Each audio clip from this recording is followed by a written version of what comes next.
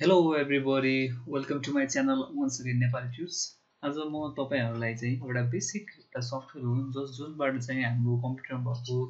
फाइल्सहरु फोल्डर्सहरु कुनले कति साइज खाएको छ त्यो चेक गर्नका लागि एउटा सिम्पल लाइटवेट सफ्टवेयर छ त्यसको बारेमा हजुरलाई कसरी डाउनलोड गर्ने कसरी युज गर्ने भन्ने ब्रिफमा देखाउन गइरहेको छु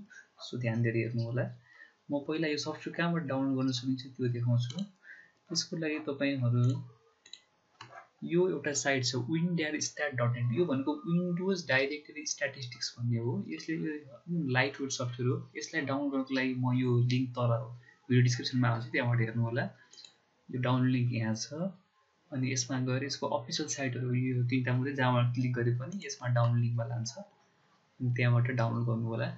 सिम्पल प्रक्रिया हो यसमा तपाईहरुलाई गाह्रो हुँदैन अनि त्यसपछि डाउनलोड भइसकेपछि इन्स्टलेसन प्रोसेस पनि त्यही सिम्पल नै छ अनि मैले इन्स्टल गरिसकेको छु अब म हजुरलाई यसको इन्टरफेसको बारेमा देखाउन चाहन्छु मैले इन्स्टल गरिसकेको छु win-stat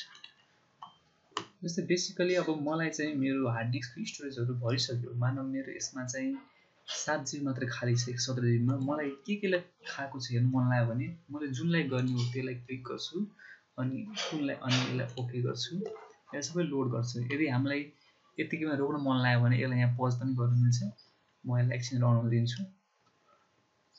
ओके यसले बेसिकमा चाहिँ हाम्रो कुन फाइल फर्मेट कति खाएको छ भनेर क्याटेगोरी वाइज चाहिँ देखाएको छ तर हामीलाई यहाँ जानु पर्दैन अब हामी यसले के गरिदिन्छ भने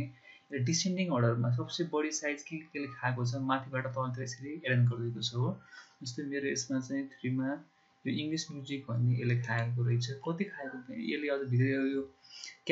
ट्री वाइज भन्ने सब ट्री भनौं यसरी पनि देखाइरहेको छ यिनीहरु देख्न सक्नुहुन्छ यसले यति खायो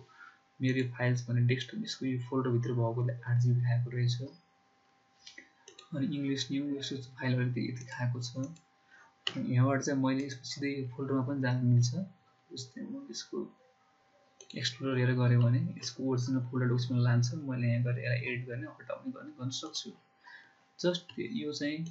अहिले यसको भर्सन कति रहेछ 1.1.20 देख्न सक्नुहुन्छ यो चाहिँ फ्रीवेयर नै हो यो चाहिँ धेरै पहिला बनेको तर यो अझ पनि काम गर्छ